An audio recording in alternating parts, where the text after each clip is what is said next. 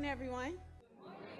So I first like to say thank you for the opportunity to share this time and space with you. And I have a quick question to get us started.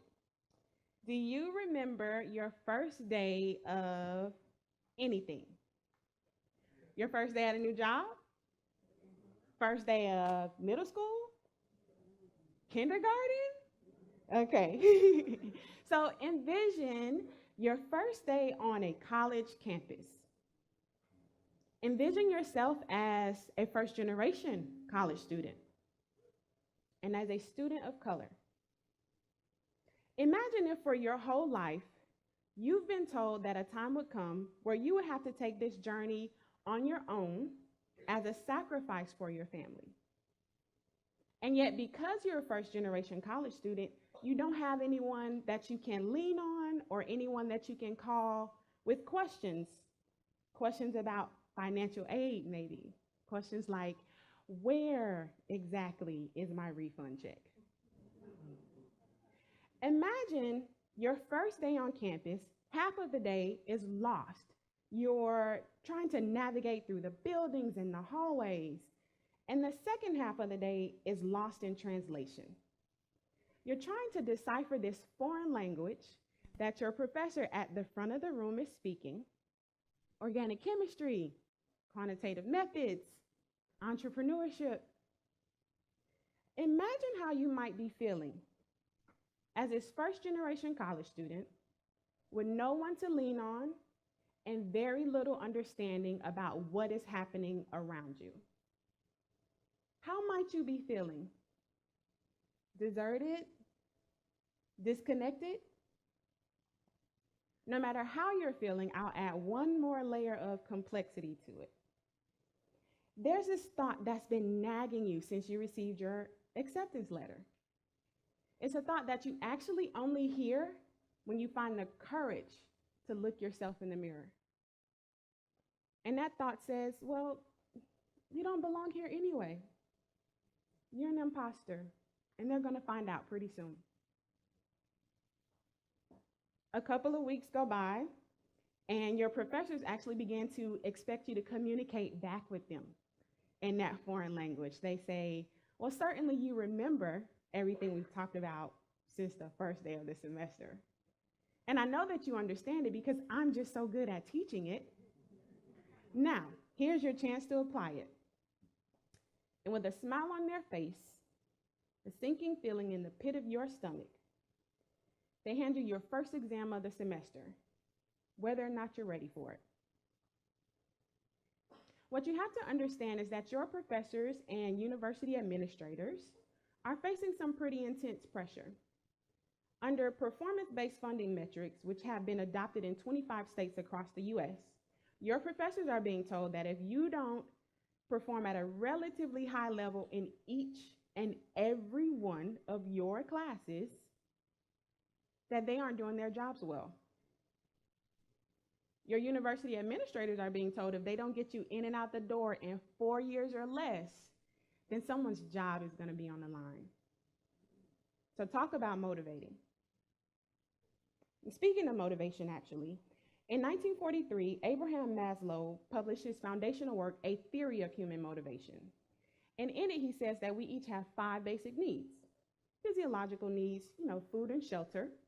We have the need for safety and security. There's the need for love and belonging. We have esteem needs, and then we have this need to self-actualize.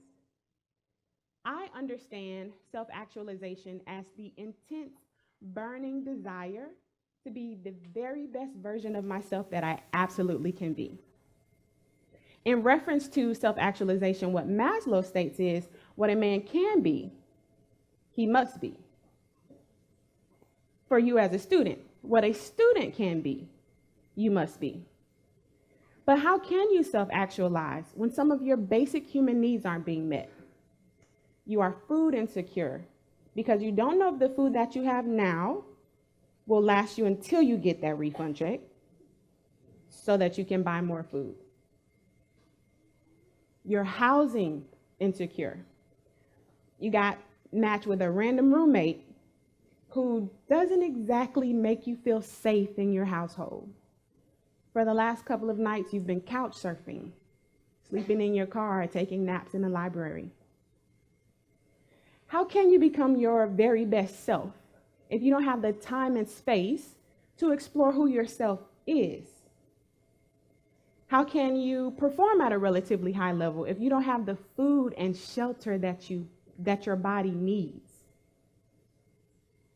And how on earth can you be engaged in class if you don't have the safety and security that you need to feel safe? I used to think of privilege in black and white. Luckily, I've learned differently over the course of the last several years. And what I've come to understand privilege as, it exists on this continuum. I started in a single parent household, but the encouragement that I received that led me to my education, my entrepreneurial background, and the expertise that has come from that has created privilege for me that I didn't know I could have. And I know it's an audacious thought to ask you to join me in challenging what we think about privilege. Many of us think privilege only exists in opposition to oppression. But I've learned differently. I've learned that I have the privilege of being truly, deeply connected to each layer of my identity. And I've learned that I've influenced some of my students to explore their own identities. I've learned that I have the privilege of being on the leading edge of this nexus between innovation, education, and economic justice. And I've learned that my passion for that has influenced some of my students to explore and approach that leading edge alongside me. Some of them have even preceded me in that, and that's such a wonderful feeling. Most importantly, I've learned that I have the esteemed privilege of knowing my purpose. I know the impact that I want to make on the world. And I've learned that I have empowered some of my students to explore their own purpose. So let's come back to reality. You're no longer that first generation college student still wet behind the ears. The expertise, the education, and the experience that you've gained along the way has created privilege for you.